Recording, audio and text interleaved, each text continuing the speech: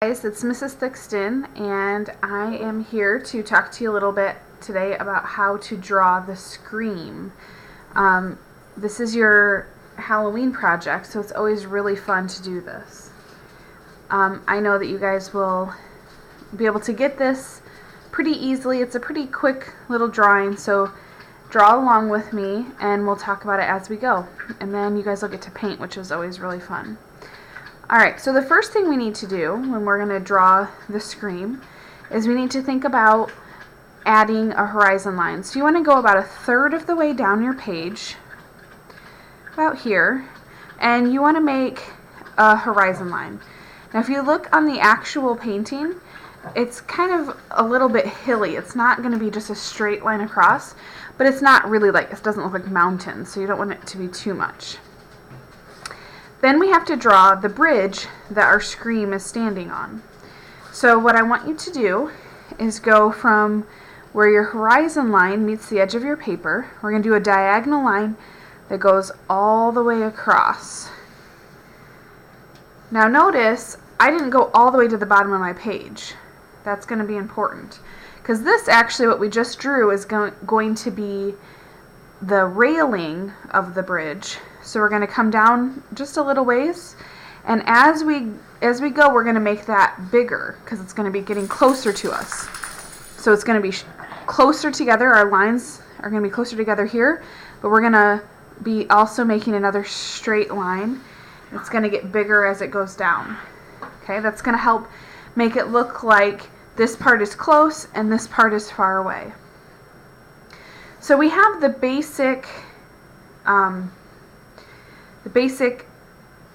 composition or outline of our drawing. So now we need to draw the actual Scream, and that part, this is where it gets kind of fun. Give me just a second. I gotta grab another piece of paper here.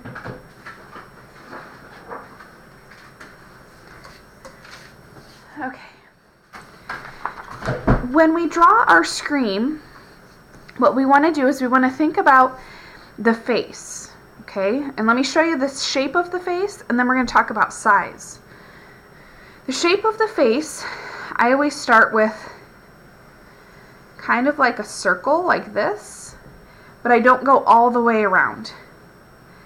Then you want to do a U shape to connect, okay? You can, if you want to kind of smooth it out, you can do that. The real painting, it's more smooth like that. Almost like a light bulb shape, or some people think that it kind of looks like an alien. Alright, so that's the shape that we're going to be starting with. Now, let's think about the fact that we need to add eyes and a nose and a mouth and hands and all kinds of things to our Scream. So we want to make sure that we draw it big enough that we're going to be able to do that. So when you come to your page, you want to draw your head a pretty good size. Now, I drew right on top of my background, but that's okay. I'm going to erase that because my Scream is going to be closer. Alright. There we go. That's pretty good. So if you have some lines inside of your Scream, you might need to erase them. Alright, now for the face of our Scream. This is pretty easy. We're going to start with 2 eyes. There's 2 circles for his eyes. Then we have his eyeballs down here. Then he has 2 little holes for his nose. And then another circle for his mouth.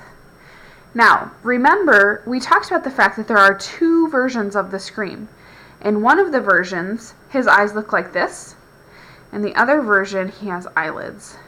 So it's going to be up to you if you want to put eyelids on your Scream or if you don't want to put eyelids on your Scream. Either way, it's fine. Okay? Now, his hands are going to be put right up to his face. So we're going to already have this line here is already the edge of his hand. So we're just going to come from the thickest part of his face. We're going to kind of come down to the edge of his chin. This is going to be his hand put right up to his face. And the same thing over here. Now inside, we have to draw the inside of his arm. If his hand is like this, up against his face, we have to draw the inside and the outside of his arm. So we're going to come down with the inside, down with the outside. Same thing over here. Inside and outside. Now, if this was my page, depending on your picture, you have to look at your own picture and kind of decide and figure this out. But depending on your picture, you may have added your hands and your arms, something like this. And mine went right off the edge of my page. But maybe your scream is higher up or a little bit smaller, and maybe it would look funny if his arms were really that long.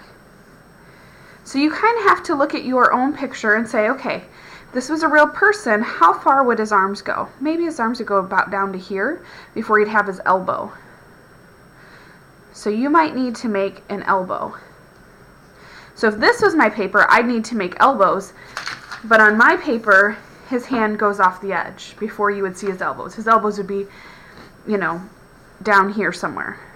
So depending on where your scream is on your paper, you might need to add in those elbows.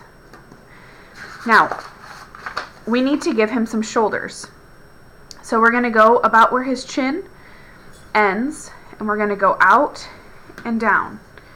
Same thing over here, out and down.